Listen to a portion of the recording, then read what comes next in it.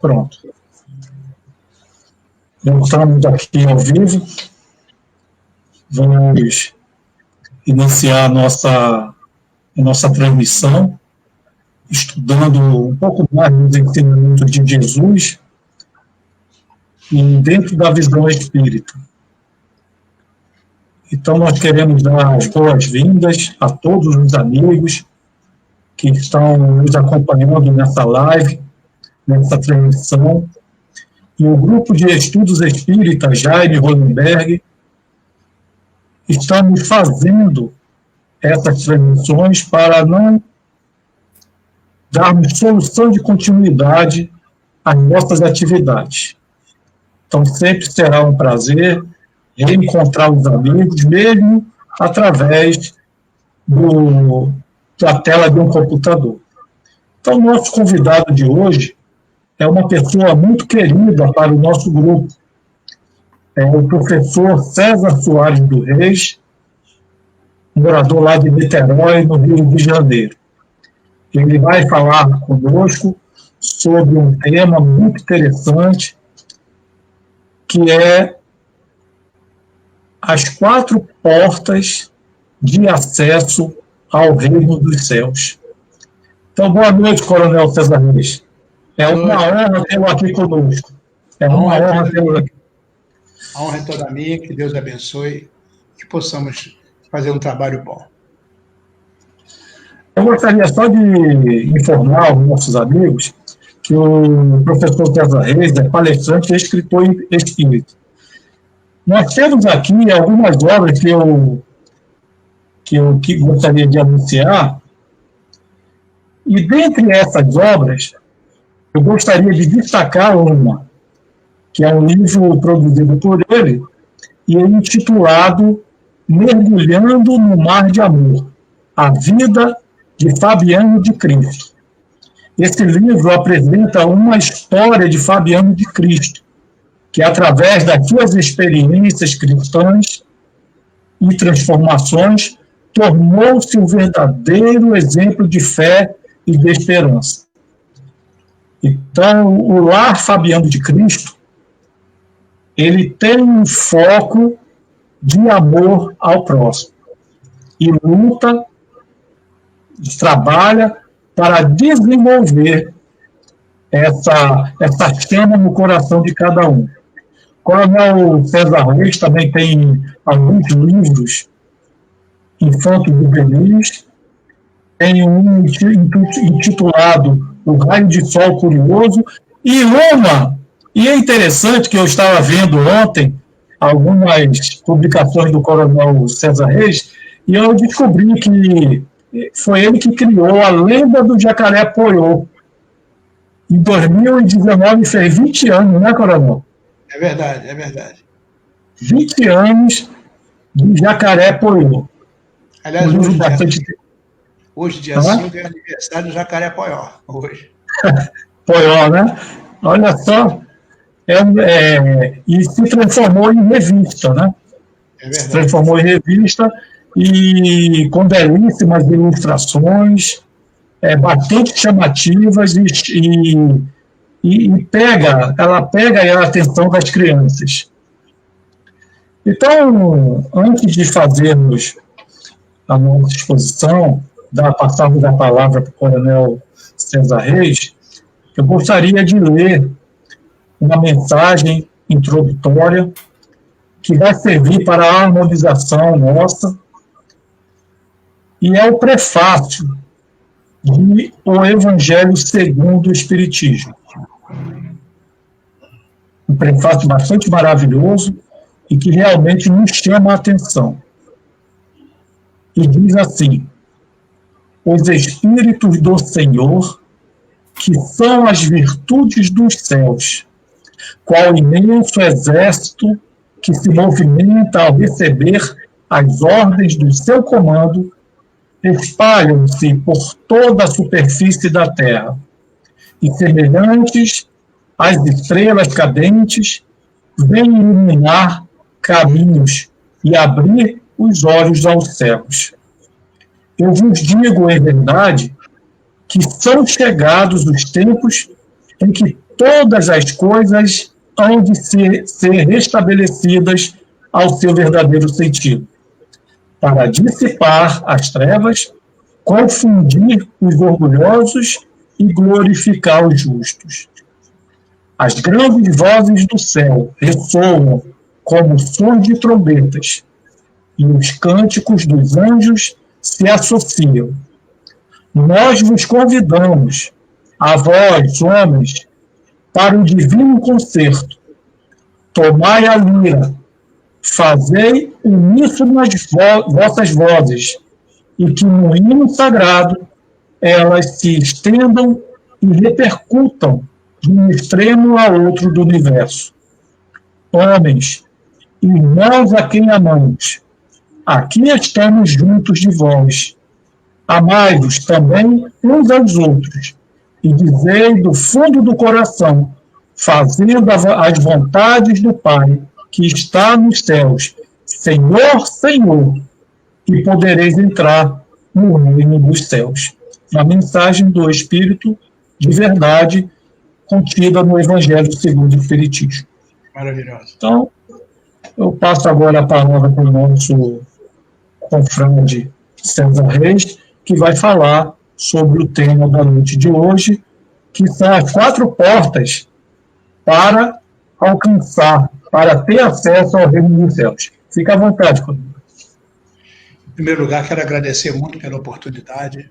O Grupo de Estudos Espírita Jaime Golenberg, de Lima, está nos convidando para esse encontro e não ter oportunidade de falar até do Golenberg hoje aqui na nossa conversa com vocês, né? Ele é um dos personagens dessa nossa conversa.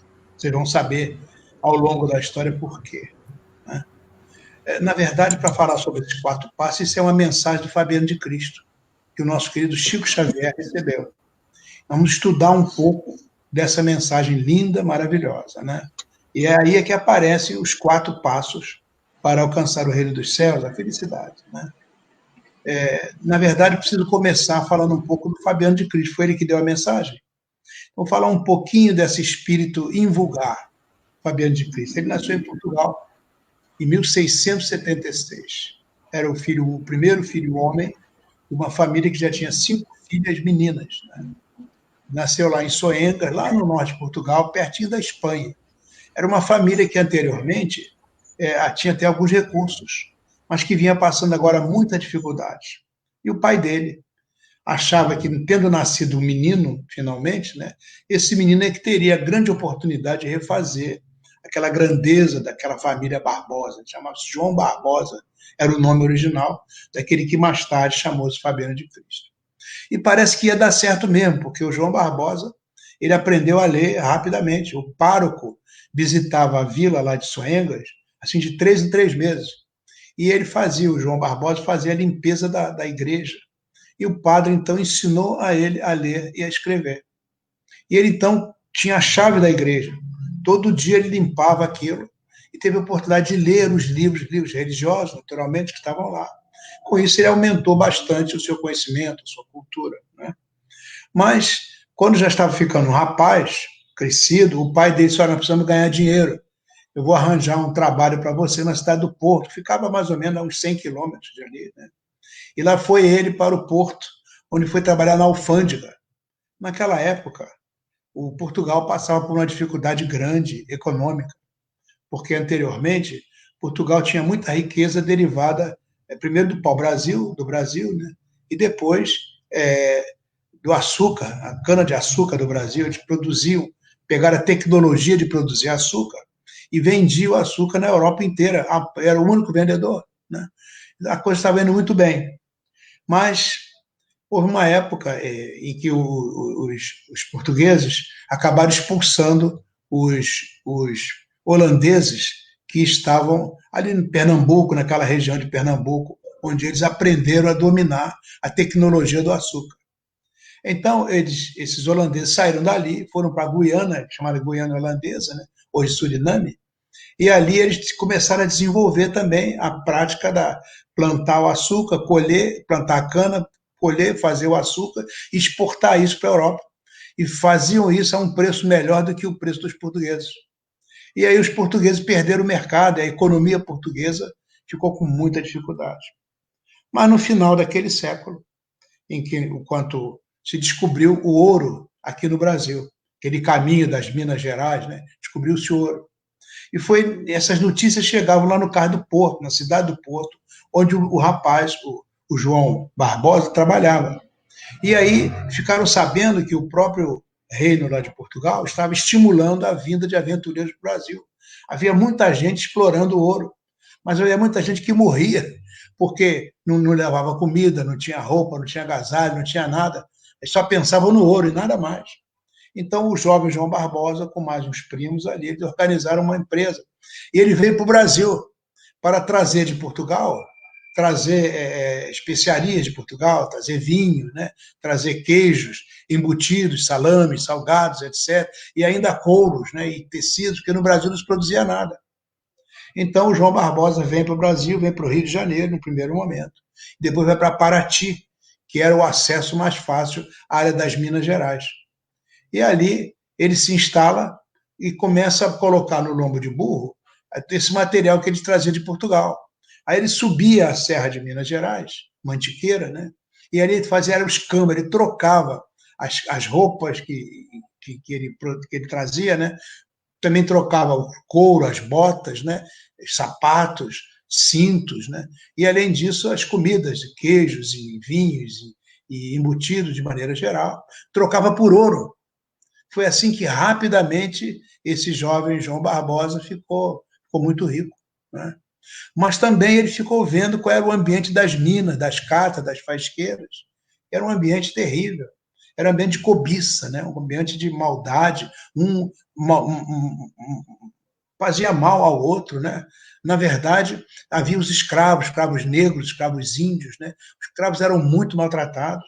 E havia também bastante prostituição, né? Aquelas mulheres que chegavam, que se vendiam por qualquer preço, né? Tudo isso era muito decepcionante para ele, que era uma alma pura, uma alma muito simples. Um dia, ele já estava bastante rico, como eu disse, mas ele foi ao Rio de Janeiro e ali ele conheceu o convento de Santo Antônio, onde moravam e viviam os frades franciscanos. Esse convento existe até hoje, embora a obra que está lá não seja a mesma daquele tempo. Então, ele se apaixonou por aquela vida simples daquelas pessoas que ali viviam, modéstias, né? E pessoas de grande amor pelo próximo, que viviam, não tinham recurso, não tinham nada. Ele então entendeu que aquilo ali é que seria a vida dele. Ele ia romper com aquele ciclo do ouro dele, aquela coisa lá de ganhar dinheiro em troca vendo a prostituição, vendo lá a escravização, vendo tanta tragédia. Ele disse, eu não quero mais essa vida para mim. E ele voltou para Paraty, deu metade dos bens lá para a família dele em Portugal, dissolveu a sociedade e se apresentou numa cidade próxima, Volta Redonda, cidade próxima, e ele se aproximou dali. E ali ele acabou conhecendo um convento que havia ali, também dos franciscanos. E nesse convento ele acabou entrando para lá e foi fazer um noviciado de um ano inteiro. Na verdade, já não tinha mais nada a ver com o mundo. E depois de um ano que ele esteve lá, ele teve visões maravilhosas, ele era um médium fantástico, né? Depois dessas visões todas, ele realmente acabou assumindo a condição de irmão franciscano. Ele não chegou a ser um frade, porque ele não tinha estudos superiores. Era um irmão leigo, mas era um franciscano, né? E fez aqueles juramentos, né? Aqueles 3 juramentos que os franciscanos faziam. E a partir dali ele mudou de nome. Ele passou a se chamar Fabiano. E ele representava de tal maneira a singeleza de Jesus Cristo que passou a ser chamado de Fabiano de Cristo. Por isso, ele era reconhecido como uma criatura generosíssima, amorosíssima, né? E ele viveu durante algum tempo. Durante o tempo que ele subia lá a Serra da Mantiqueira, ele tinha um guia índio. Esse guia índio era muito bom, ensinou a ele os segredos das plantas, das ervas. E o Fabiano sabia fazer ungüentos, xaropes, cataplasma, medicamentos usando as plantas. Esse guia índio, um dia ele apareceu lá no convento, né? E disse que estava sendo perseguido, foi escravizado, ele conseguiu fugir, mas ele estava sendo muito perseguido. Então, o Fabiano disse, olha, estou indo para o Rio de Janeiro e eu vou levar você comigo. Esse guia índio, mais tarde, renasce, chamado Jaime Hollenberg de Lima. Foi aquela criatura que ensinou a Fabiano de Cristo os segredos das plantas, das ervas. E Fabiano de Cristo vem para o Rio de Janeiro, transferido para o convento de Santo Antônio, que ainda existe, como disse, até hoje aqui no centro da cidade do Rio de Janeiro. Lá no convento de Santo Antônio, inicialmente ele era porteiro, e depois passou a cuidar dos doentes, ele era um auxiliar de enfermagem. Lá no fundo do quintal do convento, ele simplesmente tinha uma fonte que todos os dias ele ia lá e rezava a água que vinha da fonte e colocava água numa moringa. Depois ele distribuía água para os doentes e os médicos diziam: os nossos remédios não curam, mas as águas do Fabiano, estas curam as pessoas. Mais do que isso, ele plantou lá atrás canteiros, fez canteiros onde ele colhia aquelas ervas e fazia aqueles xaropes, ungüentos, cataplasma e cuidava das pessoas. Mais do que isso, ele, depois de um dia inteiro de trabalho, ele juntava a água e juntava mais as plantas, e ia lá para o meio do povo, o povo sofrido, o povo miserável, que não tinha nada, e ele ali cuidava das pessoas, cantava e dançava com as pessoas. Era o Fabiano de Cristo, essa criatura realmente extraordinária. Ele morreu com 71 anos, já tinha uma corcova muito grande, um desvio de coluna muito sério, tinha um problema sério no joelho, ele fez uma cirurgia fria, naquela época não tinha anestesia, né? Em 1716, ele fez uma cirurgia no joelho, andava com alguma dificuldade, passou a sofrer de um inchaço nas pernas, uma espécie de elefantíase, andava com muita dificuldade, mas nunca ninguém viu Fabiano reclamar da vida, nunca ninguém viu Fabiano de mau humor, aborrecido, pelo contrário, estava sempre disponível, estava sempre ajudando as pessoas, e por isso era o Fabiano de Cristo, né? Essa criatura extraordinária. Quando ele desencarnou, foi recebido no plano espiritual, foi recebido pelo Francisco de Assis, que era, na verdade, o mentor dele, né? E com esse Francisco de Assis, ele continuou trabalhando no plano espiritual de maneira extraordinária. Dizem que ele é hoje o governador de nosso lar, aquele nosso lar que Chico Xavier descreveu tão bem. E, aliás, Fabiano de Cristo não é muito de dar mensagens, mas ele deu algumas mensagens maravilhosas, organizando o que a gente entende pelo Lar Fabiano de Cristo. Ele organizou o Lar Fabiano de Cristo. Ao lado disso, ele deu mensagens pelo Chico Xavier magníficas. Ele gostava muito do Salmo 23, dizia sempre assim, vou dizer para vocês o Salmo que ele repetia, é um salmo muito conhecido: o Senhor é o nosso pastor e nada nos faltará. Deitar-nos faz em refúgio de esperança e guia-nos suavemente às águas do repouso. Refrigera-nos a alma, conduz-nos pelas veredas da justiça, na qual confiamos por amor ao seu nome. Isso é o Fabiano dizendo isso com toda a força do seu coração, né? Ainda que andemos pelo vale da sombra e da morte, não temeremos mal algum, porque ele, o Senhor, está conosco. A sua vontade e a sua vigilância nos consolam. Prepara-nos mesa farta de bênçãos, ainda mesmo na presença dos inimigos que trazemos dentro de nós. Unge-nos a cabeça de bom ânimo e o nosso coração transborda de júbilo. Certamente que a bondade e a compaixão do Senhor nos seguirão em todos os dias da vida e habitaremos na sua casa divina por longo tempo. Que assim seja.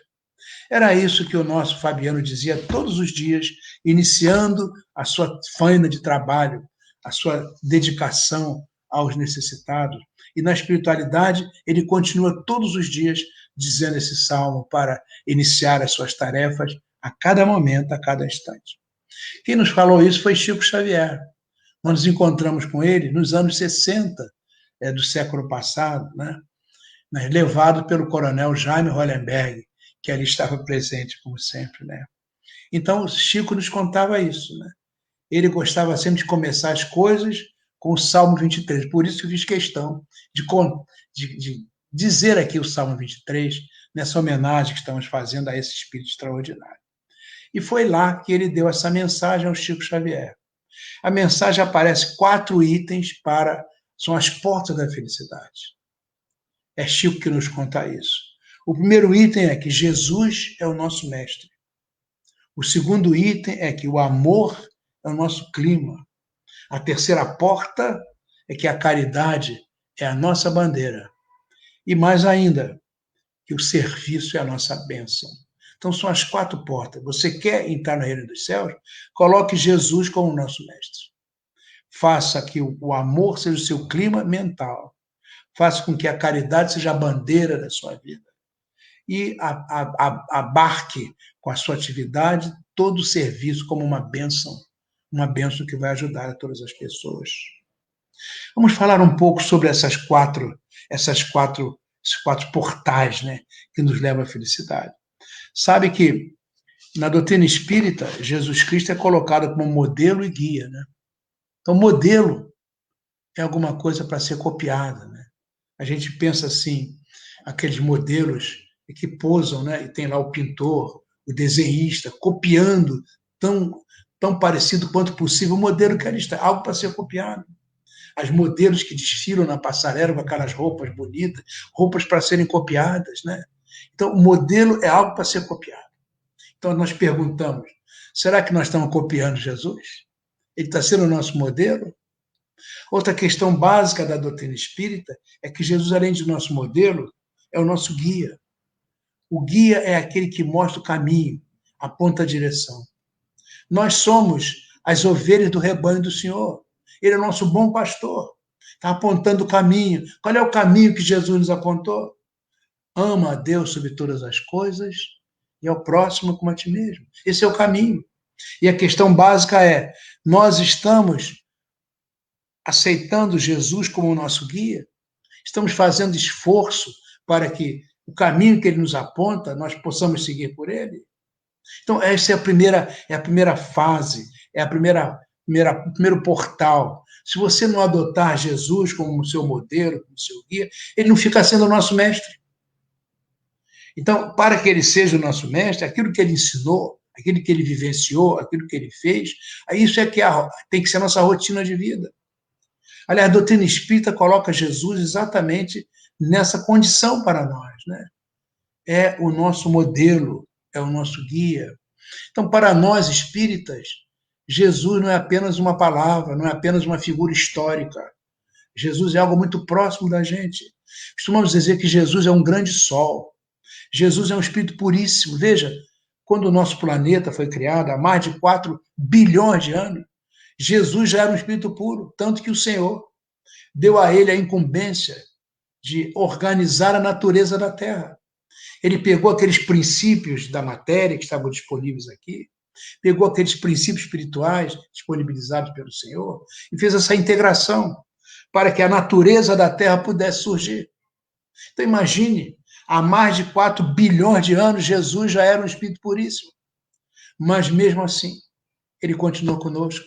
A distância entre Jesus e nós é uma distância absurda, imensa, gigantesca, mas ele continua próximo da gente. É o nosso bom pastor. E nós somos como se fôssemos as ovelhas transviadas do seu rebanho. Mas o bom pastor está ali, dizendo, é por aqui, o caminho é esse. Com toda a paciência, com toda a tolerância, com todo o amor.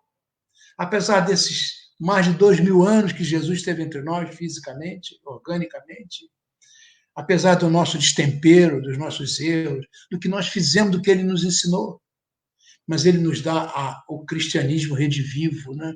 A doutrina espírita, que faz com que haja uma revivescência dos ensinos da pureza que Jesus colocou, da humildade, da modéstia, da tolerância, de banir o egoísmo, de amar incondicionalmente a todos.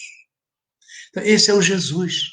Para que nós possamos alcançar o reino dos céus, nós temos que ser puros de coração. Temos que subir aquela escada do Sermão da Montanha, né? Passar por aquelas etapas todas, até que quando estivermos puros de coração, vamos poder ver o Pai. Ou seja, alcançar com o Senhor uma proximidade imensa. Como está dito nos textos sagrados, já não sou mais eu quem vive, é o Pai que vive em mim. Mas ninguém vai chegar lá se não for através. Jesus é o caminho. é o caminho da verdade e é o caminho da vida. Por isso, Fabiano de Cristo coloca de maneira invulgar, com toda clareza na sua mensagem, essa imperiosa necessidade de colocarmos Jesus como nosso mestre, como nosso modelo, como nosso guia. Isso é absolutamente essencial e é a primeira porta para alcançar o reino dos céus, para alcançar a felicidade. Vamos fazer isso com as forças da nossa alma. Mas para que isso aconteça, você tem que entrar na segunda porta. É o amor. Porque é isso mesmo que Jesus colocou para nós. É o amor incondicional. Os gregos falavam dessa questão da evolução do amor. Que o amor nasce bebê, criança, é o amor egocentrado. É como se você bota uma criança num quarto com uma opção de brinquedos, ela puxa tudo para ela, mesmo que não sejam dela. A criança puxa isso para si porque ela acha que é o centro de tudo, é a dona de tudo. E isso é normal e é natural, que ela está se organizando como criatura. O pior é que as pessoas crescem, deixam de ser criança e querem trazer tudo para si. E aí esse egocentrismo da criança se transforma num egoísmo. E aí o egoísmo é o pai e a mãe de todos os vícios, o pai e a mãe de todas as calamidades, todas as tragédias. A nossa sociedade sofre tanto porque nós somos egoístas. O mundo é um mundo de muitos egoísmos. Por isso, é preciso que a gente cresça. Então, o primeiro nível do amor, mais elementar, é o amor egocentrado, é o amor em si mesmo, né? É o amor infantil. Depois vem o amor adolescente, a pessoa cresce, se desenvolve, já começa a dividir um pouco mais o amor. Eu me lembro que eu dava aula antigamente de matemática, e eu ficava satisfeito que eu estava passando as coisas no quadro, e os alunos estavam ali, 12 anos, 13 anos, copiando. Tinha uma menina, então, que copiava o tempo todo, e eu estava muito feliz. Aí passei um exercício e dei uma volta na sala. Quando me aproximei da carteira onde estava aquela mocinha, verifiquei que nada do que eu escrevi no quadro estava lá. Na verdade, ela estava cheia de coraçãozinho vermelho que ela estava desenhando, uma setinha. E eu olhei aqui e disse, mas minha filha, isso não é aula? Ah, professor, eu sonhei a noite inteira que eu estou apaixonado. É o amor da minha vida. Tomou conta de mim. E nós vamos viver juntos a vida inteira. Estou apaixonada, pois 3 meses depois já era outro namorado. Esse amor, né? Esse amor que transita, esse amor adolescente, esse amor que não amadureceu, certamente não é desse amor que Jesus falou. Jesus falou, né? Ama a Deus sobre todas as coisas e ao próximo a si mesmo. Não é um amor adolescente. Tem que ser um amor mais maduro. Os gregos diziam assim também. Não é aquele amor jovem, pequenininho, né, da criança, não é aquele amor do adolescente, é algo superior. Tem um amor que amadurece. 30 anos de casado, 40 anos de casado, 50 anos de casado. Ah, quantas noites de preocupação. Pagar a casa, pagar os impostos, pagar os tributos, comprar as coisas, ganhar dinheiro, manter o emprego. E a saúde dos filhos, noite sem dormir, o menino está com febre, está com dificuldade, meu Deus do céu. Agora nós já estamos velhinhos, 30, 40, 50 anos de casa, já não enxergamos tão bem, já não ouvimos tão bem. E é bonito de ver, né? Aqueles 2 braços dados, andando, um ao lado do outro, um amparando o outro. É bonito de ver, 40, 50 anos de casado. Esse amor resistiu a tantos problemas, né? Mas você sabe que nós dirigíamos uma instituição lá no Rio de Janeiro e tinha uma senhora que estava lá com mais de quase 40 anos de casada, ela e o marido iam todos as reuniões. E eu ficava feliz da vida com a presença deles, mas um dia ela foi sozinha. E na outra reunião ela foi sozinha, e lá pelas tantas eu não aguentei a curiosidade e perguntei, e o seu marido? Ah, o casamento acabou. Ah, meu Deus, quase 40 anos de casado, o casamento acabou, o que aconteceu? Pois é, recebi uma carta, depois recebi outra carta, depois recebi outra. Eram cartas anônimas, diziam alguma coisa do outro lado da cidade. E um dia eram tantas as cartas. Eu realmente atravessei o subúrbio, fui para o outro lado, encontrei que ele tinha uma outra família. Ah, nós brigamos muito, e aí o casamento acabou. Está vendo? Quase 40 anos de casado, e nem não resistiu a uma atividade, um problema como esse. Né?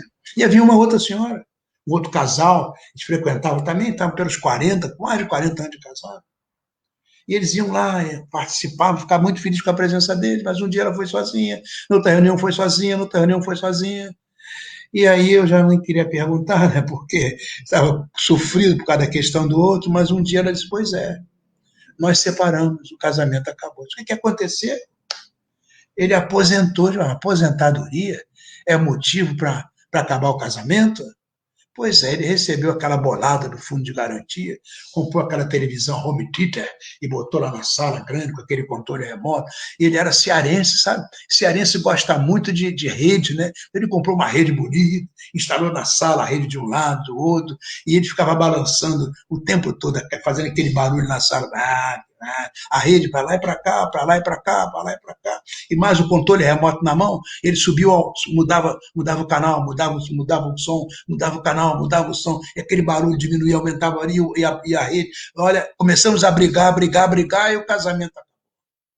Quer dizer, o casamento não resistiu nem a uma aposentadoria, né? Que coisa muito séria que aconteceu.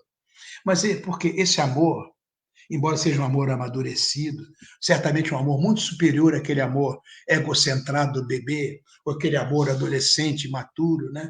Esse amor era um amor amadurecido, mas mesmo assim exigia fidelidade, exigia respeito, né? Exigia, enfim, muitas outras coisas. Não era um amor incondicional ainda. O que Jesus nos fala é esse amor chamado ágape, o amor incondicional. É aquele que você convida as pessoas para um banquete. Elas nem precisam saber que estão sendo convidadas, elas vão lá no banquete. E você bota os melhores talheres, os melhores pratas bachelas, os melhores copos e as melhores comidas, tudo melhor. A única coisa que você quer é que aquela criatura fique satisfeita com aquele banquete. Não precisa nem agradecer, não é necessário. Esse é o amor incondicional. E você oferece as coisas aos outros e não exige nada em troca. Esse amor é um desafio, mas esse é o amor. O amor que deve ser o nosso clima. E quando Fabiano de Cristo fala no clima, esse é o clima mental. A minha mente está expedindo durante todo o tempo vibrações. Se eu estou pensando aqui no meu dia a dia, no meu salário, no meu dinheiro, no meu emprego, na minha atividade profissional, as vibrações são de um tipo, são ondas de um tipo. Mas se eu entro em oração, as vibrações são outras ondas. Quanto mais melhor é a nossa vibração, quanto mais profunda é a nossa vibração, amorosa, mais curtas são as ondas. Essas ondas curtas, elas varrem primeiro o nosso organismo, porque elas nascem no nosso espírito, percorre o nosso sistema nervoso, percorre o nosso perispírito, varre todas as células do nosso corpo físico. As ondas amorosas fazem primeiro bem a nós mesmos. E quando saem de nós, expelidas que são pelo fulcro mental, elas vão longe. São ondas que vão atingir o outro lado do mundo. São ondas muito... Dizem que espíritos, tipo Dr. Bezerra, tipo Fabiano de Cristo, quando oram, essas ondas são cósmicas. Imagine uma oração de Jesus. Imagine quando Jesus recitou o Pai Nosso. Imagine a vibração extraordinária. As ondas ultra microcurtas. São ondas cósmicas. Ondas que varrem o infinito, que a nossa inteligência não compreende, nosso pensamento não é capaz de perceber. Esse é o amor, o clima. Ou seja, é verdade que nós vamos pensar no nosso dia a dia, vamos pensar no nosso abastecimento, no nosso emprego, nas nossas tarefas, nos nossos compromissos, nas nossas obrigações. É claro, são essas ondas médias. Mas vamos reservar a cada momento, a cada dia, esses momentos para essas ondas curtas.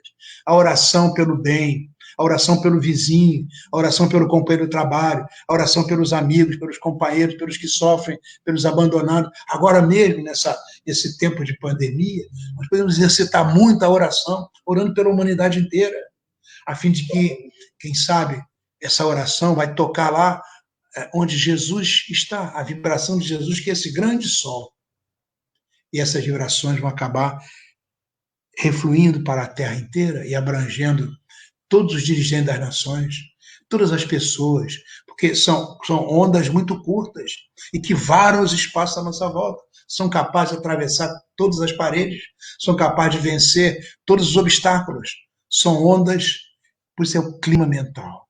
Ondas de profundo amor, de integração, de doação, ondas de absoluta paz para todas as pessoas. Quando fala clima mental, é que haja uma predominância dessas ondas em nós. Ou seja, a nossa estrutura, a nossa volta, fica um campo vibratório. Você caminha com esse campo vibratório. E por onde você chega, esse campo vibratório, que são essas ondas todas, vão influenciar nas ondas das outras pessoas. Eu me lembro bem quando você chegava perto do Chico Xavier, tive o privilégio de estar com ele algumas vezes, sobretudo com o Coronel Hollenberg. Chegar perto do Chico Xavier, aquela onda do Chico te envolvia. E você chegava lá ansioso, nervoso, preocupado, e daqui a pouco você estava calmo, estava sereno, porque a vibração deles, do Chico, a vibração dela, o clima mental do Chico favorecia essa paz, essa harmonia, esse equilíbrio, essa solidariedade, esse bem-estar. Era o clima mental. Então nós temos que nos acostumar. Começar o nosso dia com uma oração, mas oração verdadeira, sentida, não é mera repetição de palavras. Ó, Senhor, me ajuda. Eu sei que ainda fracasso muitas vezes, mas me dá força, Senhor, a fim de que eu tenha bons pensamentos, bons sentimentos e boas ações. Basta isso, mas feito com o fundo da alma, o fundo do coração. Durante o dia, vamos nos lembrar algumas vezes dessa nossa função, nossa função espiritual. Né? Nós somos seres espirituais, nós somos espíritos. Vamos lembrar de vibrar a nossa emoção, o nosso amor, a nossa paz, a nossa ternura, que não são de alto nível, mas é alguma coisa. O caminho do bem tem que ser percorrido por ações do bem. Nós não somos capazes de fazer aquele grande bem, mas o pouco bem que nós fizemos vai criando uma raiz em nós e, de alguma forma, vai perfumar o ambiente à nossa volta, como o Chico fazia isso. Por isso, essa é a segunda porta. Nós temos que nos acostumar com essa ideia de que o amor tem que ser o nosso clima mental. Então, são imagens mentais que nós temos que expelir de nós durante todo o tempo. Isso não pode ser uma coisa decorada. Isso não pode ser uma coisa... Nós não somos atores representando um papel. Tem que ser a nossa verdade íntima, seres amorosos, que o amor é o caminho do bem. Bom, a terceira porta é a caridade. Caridade é a nossa bandeira. E Fabiano de Cristo falava isso, falava de cadeira, né? Porque ele era a expressão imensa de caridade.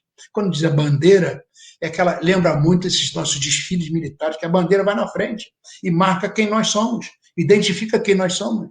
Caridade é a nossa bandeira, né? Paulo, nessa epístola aos Coríntios, ele fala da fé, da esperança e da caridade, diz que a caridade é a maior. A fé, na verdade, de fidelidade, né? A fé nos coloca na estrada. A esperança, quando você cai, ela te levanta, sacode a poeira, dá a volta por cima, vai em frente. E a gente retoma a caminhada. Mas aquilo que nos luariza, aquilo que nos ilumina é a prática da caridade. São os atos do bem, os atos de amor que vão tomar conta da nossa vida. Essa é a caridade. A caridade é o verdadeiro. A questão 886 do Livro dos Espíritos é muito clara. Quando pergunta qual é o verdadeiro sentido da palavra caridade, tal como Jesus a entendia. Isso é importante. Caridade como Jesus a entendia, e os Espíritos respondem: benevolência para com todos, indulgência para as imperfeições dos outros e perdão das ofensas. São 3 palavras-chave. Benevolência é o benevolere, é o querer o bem do próximo. Indulgência é um processo de adoçamento interior. A pessoa fica doce. Quando você fica doce, o que sai de você, doçura é. Então não cabe mais para a pessoa doce por dentro, não cabe mais palavrão, o xingamento, a violência, a agressão, não cabe mais. Porque você está doce, o que sai de você, doçura é. Chico Xavier gostava de dizer que as pessoas indulgentes, elas parecem pipoca doce. Quando você vai ao cinema, você vai no pipoqueiro e compra um saquinho de pipoca doce. Aí você senta lá dentro, vai comendo a pipoca, mas as pessoas sentem aquele cheiro da pipoca doce. E é bom estar perto de quem tem cheiro de pipoca doce. Então dizia Chico, na verdade, a pessoa indulgente é aquela que parece pipoca doce. Você se aproxima dela, é uma doçura, é uma suavidade, é uma benemerência, é assim. E, finalmente, a terceira palavra-chave da caridade é o perdão, a ideia da continuidade, percorrer, persistir, pervagar, pernoitar, né? É a ideia da continuidade, o pé. O perdonare é a continuidade da doação. Na verdade, é uma entrega. Não é simplesmente dar, é doar-se, entregar-se, oferecer-se ao outro. É isso. Então, quando você fala caridade, é querer o bem do próximo, não importa quem é o próximo. Eu não sei se ele é do meu partido político, se ele fala meu idioma, se ele é da minha religião. Isso não tem a menor importância. O que tem importância é que ele é meu próximo. E eu tenho com ele boa vontade. Eu quero a sua saúde, eu quero a sua alegria, eu quero o seu bem-estar, eu quero a sua paz, a priori. E olha, gratuitamente, ele nem precisa saber que eu quero isso dele. Eu passo nas ruas das grandes, das pequenas cidades, vou cruzando com pessoas. Eu quero que essas pessoas estejam em paz, serenas, saudáveis, felizes. É isso que é ser benevolente. Querer o bem do próximo. Depois, há um processo de dentro de e dulcere, adoçar intimamente. Vou tomar cuidado para que eu não tenha mais aqueles rompantes, aquela agressividade, aquela fala que diminui o outro, aquele gesto que avança sobre o outro. Não tem mais isso. E agora estou serenado, estou calmo, tranquilo, feliz, disposto. E eu quero isso para você. Ofereço essa doçura minha para você, não importa quem você seja. Essa é a visão de irmão, né? Esse é um momento muito importante, sobretudo nesse mundo que nós estamos vivendo, nesse momento, né? O mundo precisa de doçura das pessoas. Eu não posso mudar o mundo, mas eu vou mudar a mim. E a mensagem espírita é, sobretudo, do nível individual. Por isso o espírita ele se esforça em fazer a sua reforma íntima. Então, aquele homem grosseiro que eu ainda sou, aquele homem estúpido que eu ainda sou, aquele homem violento que eu ainda sou, eu vou tomar cuidado com ele. É a vigilância e a oração, para que essa criatura não predomine mais na minha maneira de ser. Então, quando diz fora da caridade na salvação, primeiro que essa é a virtude fundamental que vai sustentar todo o edifício das virtudes. Veja, isso está lá no Evangelho segundo o Espiritismo. Sem a caridade, não há as outras virtudes. Ou seja, não há fé nem a esperança. Na verdade, a fé nos faz avançar, a esperança faz a gente levantar, mas aquilo que luariza, aquilo que ilumina é a prática da caridade. Então, lá no Evangelho nós encontramos isso, né? Fora da caridade, uma salvação é a consagração do princípio da igualdade perante Deus e da liberdade de consciência. Tendo esta máxima por regra, todos os homens são irmãos. Importante isso, né? Qualquer que seja a maneira, porque adore o Criador. Eles se estendem as mãos e oram uns pelos outros, pois um dogma essencialmente contrário ao ensinamento do Cristo é a lei evangélica. Então, vamos estender as mãos, esse momento, né, importante que nós estamos vivendo da pandemia, vamos orar por todos os, não interessa o que ele sente, o que ele pensa, o que ele acredite, se ele é violento, se ele é grosseiro, se ele está fazendo bobagem, não interessa, é meu irmão. E eu estou aqui oferecendo a ele o melhor do meu amor, o melhor de mim mesmo, o melhor da caridade. Então, essa é absolutamente fundamental, né? Então, na verdade, a caridade está acima até da fé. Como disse, fé, a esperança e a caridade. A caridade está ao alcance de todo mundo, né? O ignorante pode fazer caridade. O sábio pode fazer caridade. O rico pode fazer caridade. O pobre pode fazer caridade, porque a caridade não é meramente alguma coisa material. A caridade é, sobretudo, alguma coisa de ordem moral. Qualquer pessoa pode fazer. Então, independe até de crença particular. Até o ateu pode fazer caridade e deve fazer caridade. Aliás, conheço ateus que fazem muita caridade, diga-se passagem. A verdadeira caridade não é só beneficência, é o conjunto de todas essas qualidades. Qualidade do coração, a bondade, a benevolência para com o próximo. Caridade, então, é a palavra mais importante. Chico Xavier dizia isso. Qual é a palavra mais importante da doutrina espírita? A palavra mais importante é a caridade. Porque fora da caridade não há salvação. A visão salvífica. Veja, como nós falamos benevolência, desejo e perdão, a caridade é uma coisa que vem de dentro de nós. O que nos salva é o que vem de dentro de nós, e não o que vem de fora para dentro. Então não é a religião que me salva, não é o espiritismo que nos salva. O que nos salva é a prática da caridade. Você não precisa ser espírita para se salvar. A visão salvífica, esse grande encontro da criatura com o Criador. Você só consegue isso fazendo com que o amor tome conta de você. E a caridade, ela vem do latim charitas, charitate, que significa o amor em movimento. Então, a caridade não é uma coisa platônica, distante, impessoal. É uma coisa viva, forte. Caridade é o amor que se desloca, que se oferece ao outro graciosamente. Não exige nada em troca. Não precisa nem saber que eu estou fazendo a caridade. Estou tentando fazer, porque isso aí tem que ser a minha forma de viver, a minha forma de ser. Bom, finalmente a quarta porta é o serviço. O serviço é a nossa bênção. É uma bênção, né? Tudo na vida, todos os dias temos extraordinárias oportunidades de prestar serviço. E vamos olhar isso, ouvir essas coisas como bênção, oportunidade de trabalho. Eu me lembro sempre de um poema de uma mulher extraordinária chamada Gabriela Mistral. Gabriela Mistral era uma criatura fantástica, ela ganhou o Prêmio Nobel de Literatura. Ela era chilena, nasceu no norte do Chile, numa área de deserto era uma área muito difícil. Ela conseguiu aprender a ler, escrever sozinha. Tinha uma queda muito grande para a escrita, né? Ela inclusive ensinou as pessoas da aldeia onde ela vivia, ela menina ensinou as pessoas a ler e escrever. Depois, aos 15 anos de idade, ela ganhou um prêmio de redação, um prêmio nacional de redação. Com isso, ela voltou, foi para Santiago do Chile, que era para desenvolver suas habilidades. E começou a escrever muitos poemas lindíssimos. Acabou indo para a ONU, onde ela representou o país dela e viajou pelo mundo inteiro. Criou poemas maravilhosos. Nós estamos falando que o serviço é a nossa bênção, né? Eu quero dizer para vocês um poema, um magnífico poema, chamado O Prazer de Servir, dessa mulher extraordinária, Gabriela Mistral. Diz assim: toda a natureza é um desejo de serviço. Serve a nuvem, serve o vento, servem os vales. Onde haja uma árvore que plantar, planta-a tu. Onde haja um erro que emendar, emenda-o tu.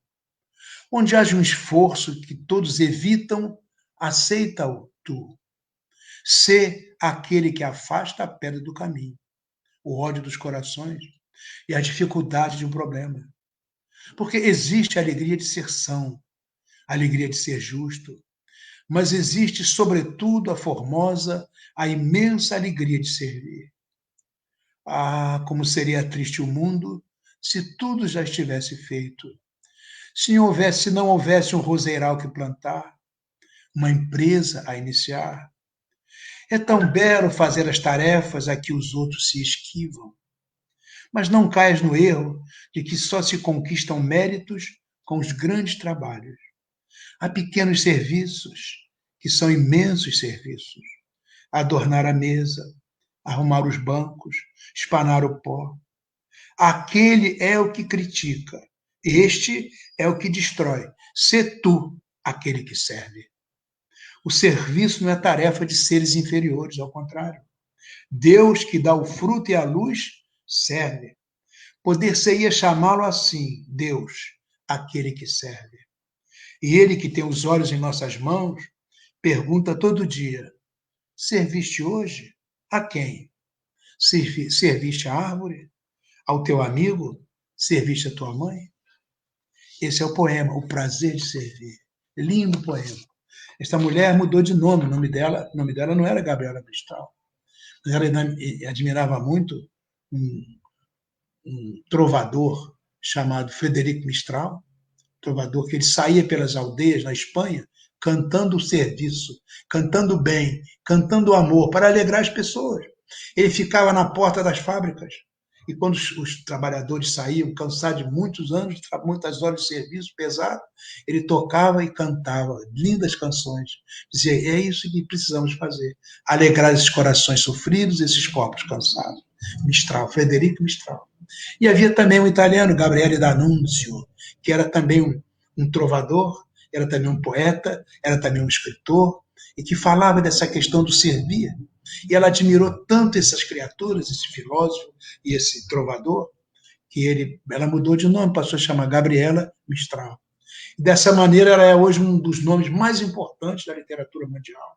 Um nome importantíssimo no Chile. Você chega no Chile, você tem a biblioteca, tem o museu, tem a imagem dela, vale a pena conhecer. Mas estamos falando nessa mulher porque ela expressou de maneira magnífica essa ideia de que o serviço é a nossa bênção. Serviu. Chegou a trabalhar na embaixada, representando o país dela, mas não titubeava em arrumar a mesa, não titubeava em tirar o pó, não titubeava, enfim, as pequenas coisas simples. Então nós pensamos no nosso dia a dia, na nossa casa? Qual é a colaboração que nós podemos dar com a nossa mulher, com o marido, com os filhos? Qual é a colaboração que a gente pode dar no ambiente de trabalho, além daquilo para o qual nós somos pagos? Essa é que é a visão do serviço. É você se colocar em apoio ao bem, à luz, em apoio ao outro. Então, para você criar essa visão de amor incondicional, amor ao próximo, você tem que prestar serviços. Dentro da sua casa, no seu ambiente de trabalho, na rua, em qualquer lugar. Você levanta e dá o lugar para alguém sentar. Você vê um velho, você ajuda aquela criatura a atravessar a rua, vê um cego. São serviços. É isso, você não pense que você vai alcançar uma grande luz de repente. Mas a grande luz que um dia você vai alcançar é feita de pequeninas luzes. O caminho da luz se alimenta de luz. Então, um bom pensamento é um serviço. Uma oração que você faz com uma pessoa sofrida é um serviço. Um sanduíche que você dá a uma pessoa é um serviço. Enfim, alguma coisa que você faz para o outro. E sem nenhum interesse, sem que precise te pagar por nada, não precisa nem sorrir para você. Servir. Essa é a visão do espírita. Essa é a visão que Jesus colocou para nós durante toda a nossa vida.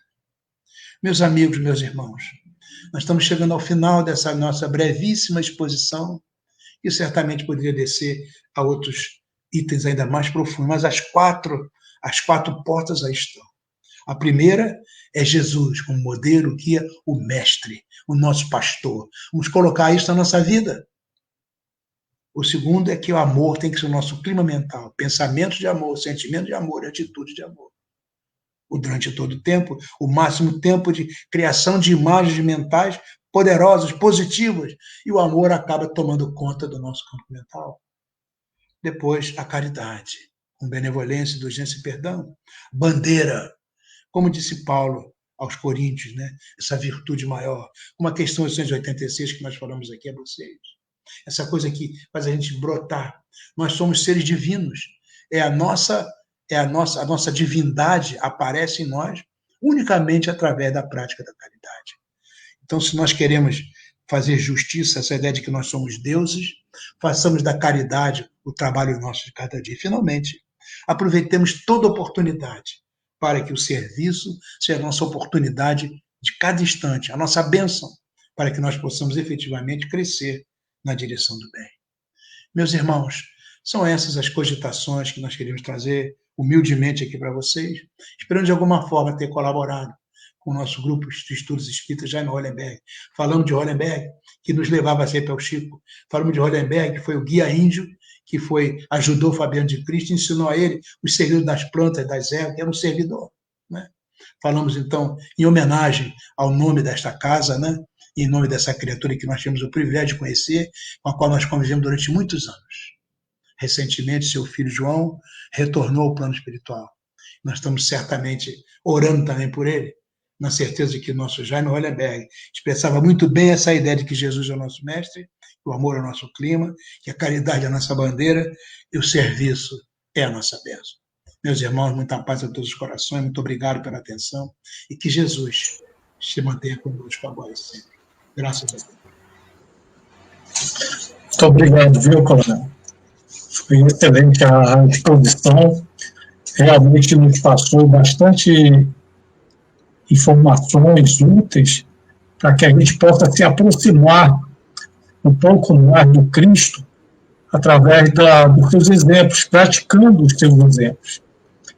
E o nosso grupo, o Grupo de Estudos Espíritas Jaime Hollenberg, tem um prazer muito grande de ter o senhor como amigo. Uma pessoa que conviveu com o nosso patrono, o coronel Jaime Hollenberg de Lima, e que também trabalhou por muitos anos no Lar Fabiano de Cristo, uma das suas obras, quando esteve aqui conosco no planeta Terra. Então, agradecemos ao senhor e temos algumas perguntas aqui. Eu gostaria de saber se o senhor pode respondê-las. Com muito prazer. Eu vou pedir aqui a Ruth para dar uma olhada, para que ela possa fazer essas colocações. É aí, Ruth. Boa noite, Nós temos aqui o nosso amigo Claudino Gomes dos Santos. Está me ouvindo bem, Canal? Tá bem. O nosso irmão... Estou ouvindo bem. Tá. Ele pergunta assim, ele fala que a Dora Encontre, certa vez num seminário aqui em Fortaleza, ela disse, o amor perfuma a alma. E ele queria que o senhor fizesse um comentário sobre essa frase da Dora Encontre. Na verdade, cheguei até a falar uma frase mais ou menos como essa durante a nossa palestra aqui hoje, né? Que realmente o amor muda a tessitura vibratória nossa, né? Como o amor é de origem divina, isso se faz através de cores. São vibrações, cores. O amor ele tem uma tonalidade assim violácea, né? De vibrações muito bonitas. E tem perfumes. Você sabe, vou contar uma história rapidinho. Quando a primeira vez que fui visitar o Chico Xavier, parei na porta e chegou um ponto de perfume. Esse ponto de perfume subia e descia, fiquei sentindo aquele perfume. Quando cheguei lá no Chico, ele falou assim, é o amor de Sheila que foi lá te receber, o amor perfumado. Então nós estamos vendo que isso, que essa expressão da Dora Encontre, é estritamente a expressão da realidade, isso é verdade. O amor perfuma a vibração das pessoas. Nós temos também aqui o senhor Adilson José Alves de Oliveira, que ele dá boa noite ao senhor César Reis, importante palestra, e ele fala que ele é de Teresina, no Piauí. Pois não. Fico muito feliz, é uma terra lindíssima, já estive várias vezes lá em Teresina, inclusive ano passado estive lá, naquele congresso mundial da Associação Médico Espírita, né? Tivemos a oportunidade de estar lá e fizemos uma apresentação no nome do Dr. Jorge André, que tinha desencarnado há pouco tempo. Gostei muito de lá, fiquei muito feliz. E nós temos também a nossa irmã Marta Marques, né? A Martinha, lá do Instituto de Cultura Espírita, trabalhadora do Instituto de Cultura Espírita aqui do Ceará, e ela pergunta como conseguir essa doçura no momento em que vivemos neste mundo com tanta dor? Com a oração constante? Sim, a oração é muito importante, né? Na verdade, é um desafio. Estamos vivendo um momento de grandes desafios, mas estamos vendo, inclusive pelo uso da internet, uma infinidade de pessoas se dedicando à oração, grupos e grupos e mais grupos, né? Dedicando à oração diariamente. Isso está mudando, de certa maneira, o campo vibratório da Terra, facilitando, portanto, o nosso trabalho. Na verdade, nós temos que saber que a Terra não está uma troca, que Jesus continua conduzindo, né, o nosso planeta. Isso faz parte desse processo de renovação. Certamente vamos sair dessa pandemia melhores do que entramos, certamente. Então, a nossa participação, sobretudo através de orações, isso é muito importante. Ok. Temos também a nossa irmã Irlene, que também é trabalhadora do Instituto de Cultura Espírita aqui do Ceará, e ela faz a seguinte questão: como orar por alguém que nos prejudica? Pois é, o Evangelho segundo o Espiritismo deixa claro, né? Orar por aqueles que nos amam é muito fácil, né? É muito simples, mas por aquele que nos prejudica, esse é o grande desafio. Jesus orientou isso, né? Temos que orar pelos inimigos, né? Então nós temos que fazer um esforço. Certamente não vai ser aquele amor que nós temos pelo nosso filho, pela nossa esposa, pelo nosso marido, não é aquele amor ainda, mas já é alguma coisa, entendeu? Então comece. O importante é a gente entrar num estado de oferecer às pessoas o nosso serviço do bem. Que é prestar serviço no bem, né? Orar mentaliza a pessoa não gosta da gente, tem dificuldades conosco na relação, mas essa pessoa, é com ela que nós temos que nos encontrar mais e mais. É o nosso desafio, não entender assim, é o nosso desafio, é o desafio do bem, mas que nós temos que, vigiando a nós mesmos, temos que vencer esse desafio, orando em favor daquele outro, que não convive exatamente com a nossa maneira de sentir, de pensar e de fazer as coisas. Verdade. Bom, o restante aqui são pessoas agradecendo, né, a palestra, elogiando uma bela palestra, falou Castelo Branco. A Thelma fala muito boa palestra, né, que o senhor deve vir mais vezes, ela fala, né. E a Irlene aqui falando sobre o poema, né, que é um lindo poema que, por sinal, também eu achei muito lindo. E as pessoas pedindo para o senhor voltar sempre e agradecendo pela oportunidade que tiveram na noite de hoje com essa bela explanação do senhor.